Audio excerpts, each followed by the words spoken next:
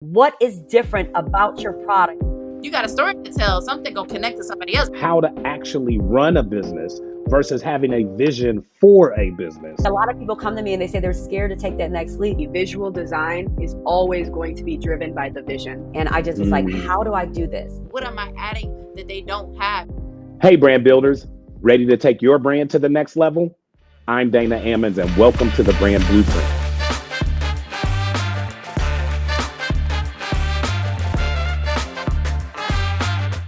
Hi everyone, I'm Christian. Welcome to the second episode of the Brand Datalab. As you know, in this second capsule at the Brand Blueprint, we are talking about market research and insights. So, in this episode, we are gonna see some tools that you can use, and you will see that you don't need to spend money to gather meaningful insights from your consumers or target. These are the tools that we are covering today. We have interviews and focus groups, surveys, and web searching, and AI. Let's talk about interviews and focus groups. They are tools that make it easy to gather qualitative information. They allow for question adjustment in the moment, and of course, you're gonna get immediate feedback from the questions you ask. There are plenty of tutorials out there teaching you how to make good interviews and good focus groups, so I won't talk about that in this episode. However, I will give you one single tip that is crucial for the correct usage of these tools. Don't talk, listen. Try to talk the least possible, just to ask the questions and to give some guidance for the exercise, but besides that, dedicate to listen.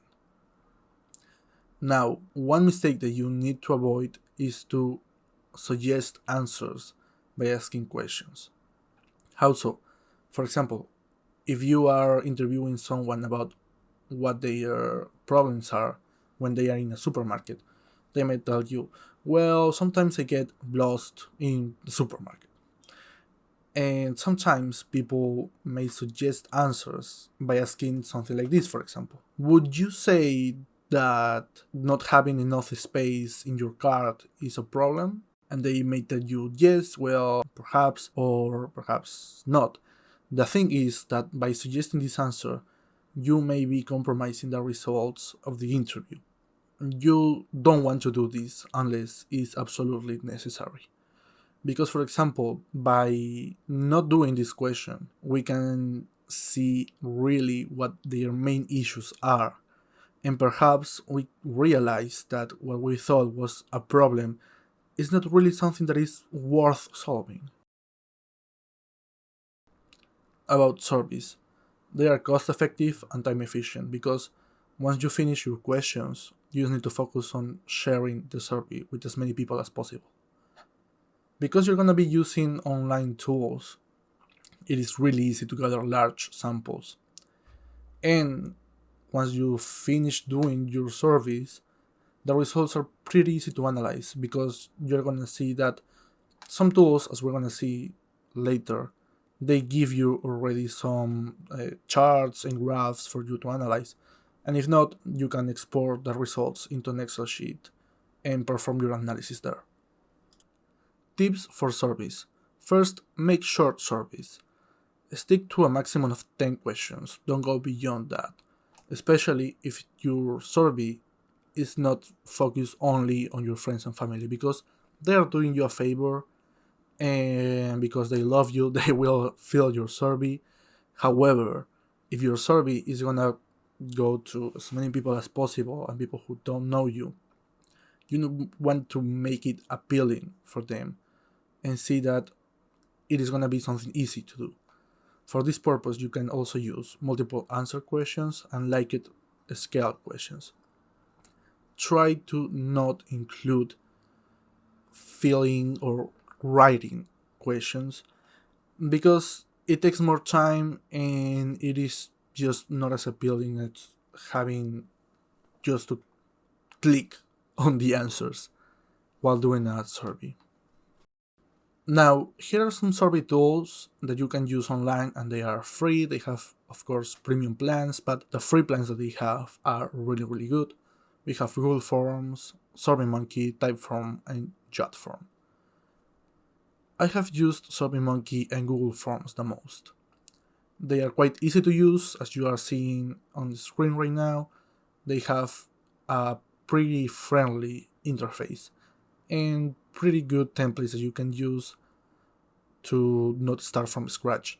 So once you select your template and you select a cool design, you can just share your survey, and then you will have nice graphs and charts for you to see the results.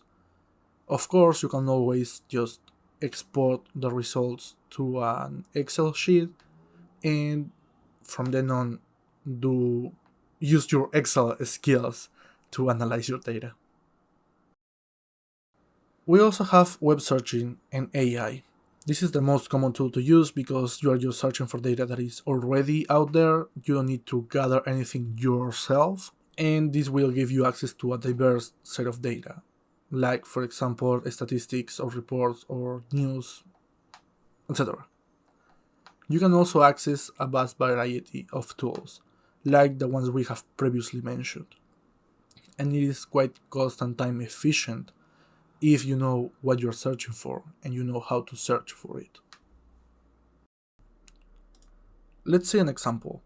I'll search Statista Haircare US, and the first result is the haircare market in the US, analyzed by Statista, of course. Right away you can see the highlights. You can see what's the revenue of the market, the annual growth rate, and even an insight about the type of products that are going to be popular. You can see charts to compare with other years, and even which are the key players of the market. You're going to see who your competitors are. Perhaps not your direct competitors if you are just starting, but this is always good information to know. Also the sales channels, like is it offline or online driven. And as we can see, most of it is still offline. So now let's go to the most fun part of this episode, which is using AI for market research. As you know, AI is a boom right now, and it is a tool that will save you a lot of time if you know how to use it. As you can see here, I searched for haircare market trends for 2025, and the answers that it has given me are quite good. So, AI can give you a great base to start your research from. Given the exercise that we are making in the brand blueprint, I am gonna search how many people use hair growth products in the US. As you can see, the answer that it has given me is not only how many people use these products, but also it has given me some key factors that we should take into account when doing this analysis. Now, let's ask ChatGPT for the forecast of the demand of this type of products in 2025. As you can see, it is not only giving us the monetary value of the market, but also the annual growth rate, which is important to analyze if this market is worth entering. We have also some more trends that are important for this specific market. So, what we can conclude from this search is that we are living with not only numerical data about the market, but also we are given some key insights, like, for example, what are the causes that make our consumers have to demand these products. Well, this is it for this episode of the Brand Datalab. Thanks again for watching. Make sure to follow our social media and visit our website. See you.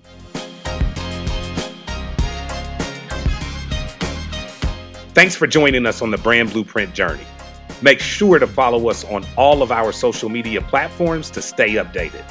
Watch the full episodes on our YouTube channel for an in-depth experience. Don't forget to subscribe to our website at thebrandblueprint.biz for exclusive content and materials. We're everywhere you need us to be.